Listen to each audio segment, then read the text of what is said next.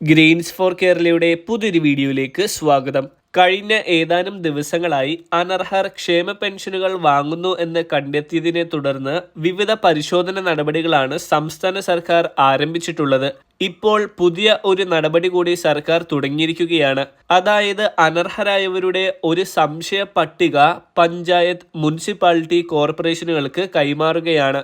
ഇങ്ങനെ സംശയിക്കുന്നവരുടെ വീടുകളിൽ ഉദ്യോഗസ്ഥർ എത്തി അനർഹരെന്ന് ബോധ്യപ്പെട്ടാൽ പുറത്താക്കുവാനാണ് നടപടികൾ വരുന്നത്. ഇതോടൊപ്പം വാർഷിക മസ്റ്ററിംഗിന് പകരം മാസാമാസമുള്ള മസ്റ്ററിംഗ് നടത്തുവാനും പോവുകയാണ്. ഡിസംബറിലല്ല, ഏതാനും മാസങ്ങൾക്കുള്ളിലായിരിക്കും എല്ലാ മാസവും ഉള്ള മസ്റ്ററിംഗ് നടപ്പാക്കുക.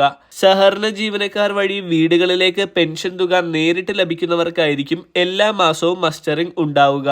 ഇതിനായി പെൻഷൻ ഗുണഭോക്താക്കൾ എങ്ങും തന്നെ പോകേണ്ടി വരില്ല. പണവുമായി എത്തുന്ന ജീവനക്കാരുടെ മൊബൈലിലുള്ള ഫേസ് ആപ്പ് വഴി പെൻഷൻകാരുടെ മുഖം സ്കാൻ ചെയ്ത ശേഷം പണം കൈമാറുന്ന രീതിയാണ് വരിക. പെൻഷൻകാരുടെ മരണശേഷം അടുത്ത വാർഷിക മസ്റ്ററിംഗ് വരെ പെൻഷൻ തുക അവരുടെ ബന്ധുക്കളോ പെൻഷൻ വിതരണം ചെയ്യുന്ന ജീവനക്കാരനോ അനർഹമായി കൈപ്പറ്റുന്നത് തടയുവാനാണ് ഈ സംവിധാനം കൊണ്ടുവരാൻ ഉദ്ദേശിക്കുന്നത്. ബാങ്ക് അക്കൗണ്ടുകളിലേക്ക് പെൻഷൻ തുക സ്വീകരിക്കുന്നവർക്ക് ഇതുണ്ടാകില്ല. പകരം ബാങ്ക് അക്കൗണ്ട് പെൻഷൻ ഗുണഭോക്താവിന്റെ ആധാറുമായി ബന്ധിപ്പിച്ചിരിപ്പിക്കണം എന്ന നിബന്ധന കർശനമാക്കുവാനാണ് ആലോചന. നിലവിൽ കേന്ദ്ര സർക്കാരിന്റെ ആനുകൂല്യം ലഭിക്കുവാൻ ബാങ്ക് അക്കൗണ്ട് ആധാറുമായി സീഡ് ചെയ്യേണ്ടതുണ്ട്. പ്രധാനമായും 3 തരത്തിലുള്ള അനർഹരെ ഒഴിവാക്കുവാനാണ് സർക്കാർ ഇപ്പോൾ ശ്രമിക്കുന്നത്. വീടുകളിൽ ടാക്സി അല്ലാതെ സ്വകാര്യ ആവശ്യത്തിനായി 4 ചക്ര വാഹനമുള്ളവരെ അനർഹരായി കണ്ടെത്തി ഒഴിവാക്കും. ഇതിനായി മോട്ടോർ വാഹന വകുപ്പിൽ നിന്നുള്ള ഡേറ്റകൾ പരിശോധിക്കും. രണ്ടാമതായി ആദായ നികുതി അടക്കുന്ന കുടുംബങ്ങളെ ആയിരിക്കും കണ്ടെത്തുക.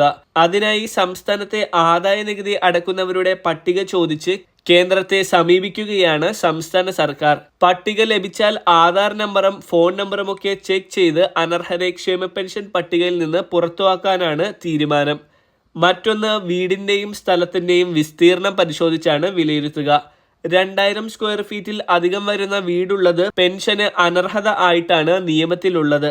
അതുപോലെ 2 ഏക്കറിൽ അധികം സ്ഥലവും ഉണ്ടാകാൻ പാടില്ല.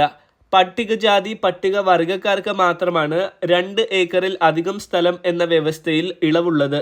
വീടിന്റെയും ഭൂമിയുടെയും പരിധി പരിശോധിക്കുന്നതിനായി സംസ്ഥാനത്തെ റവന്യൂ വകുപ്പിൽ നിന്നുള്ള ഡേറ്റയും പരിശോധിക്കും.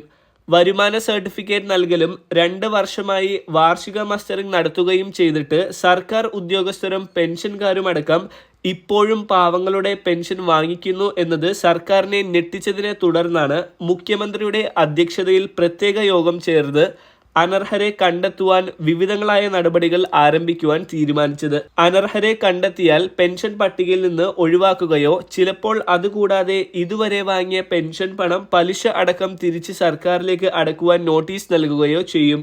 പെൻഷൻ അർഹത ഉള്ളവർക്ക് ബുദ്ധിമുട്ടുകൾ ഒന്നും ഉണ്ടാകില്ല. ആദായ നികുതി അടക്കുന്നവരും കാറുള്ളവരും വലിയ AC ഒക്കെ ഉള്ള വീടുള്ളവർക്കുമൊക്കെയാണ് പ്രശ്നം വരിക. പെൻഷനുമായി ബന്ധപ്പെട്ട ഇൻഫർമേഷൻസുകൾ അറിയുവാൻ ഈ ചാനൽ സബ്സ്ക്രൈബ് ചെയ്തുപയോഗിക്കുക. ഈ ഒരു വീഡിയോ നിങ്ങൾ മറ്റുള്ളവരിലേക്ക് കൂടി ഷെയർ ചെയ്യുക. മറ്റൊരു വീഡിയോയുമായി വീണ്ടും കാണാം.